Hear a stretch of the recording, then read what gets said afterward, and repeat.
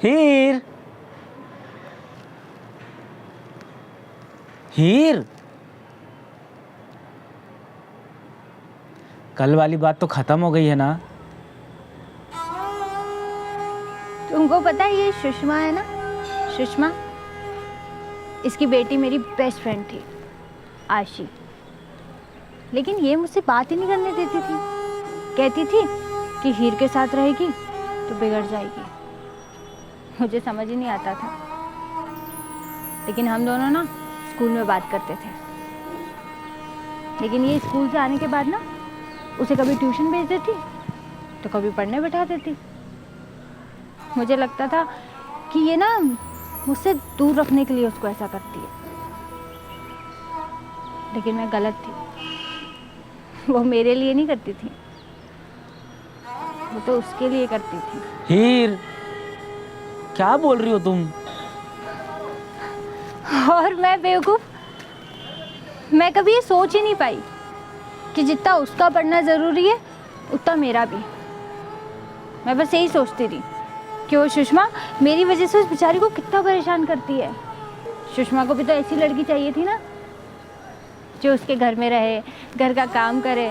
बहू तो ऐसी चाहिए थी ना। फिर क्यों अपनी बेटी के साथ ऐसा कर रही है, जिसके लिए उसको आगे जाके कितना लड़ना पड़ेगा। यही सोचती थी। लेकिन कितनी गलत थी ना मैं, और सुषमा कितनी सही।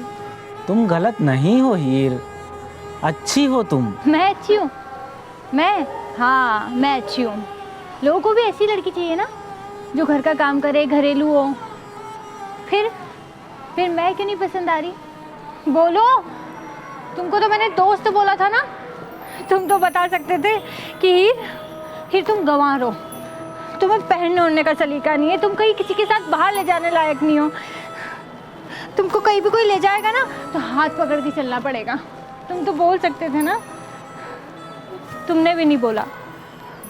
लेकिन तुमसे क्या शिकायत करूं, मेरे तो घर वालों ने भी नहीं बोला। बचपन से बस यही सोचती थी कि लड़के वालों को ये चाहिए तो मैं ऐसी बन जाती हूँ, लड़के वालों को वो चाहिए तो मैं वैसी बन जाती हूँ। लो, बन गई मैं। लेकिन अब लड़के वालों को ऐसी ही चाहिए ही नहीं। तो फिर बोलते क्यों है? क्यों बोलते हैं? बताओ, बोलो ना। हीर, बोलते क्यों नहीं हो? हीर,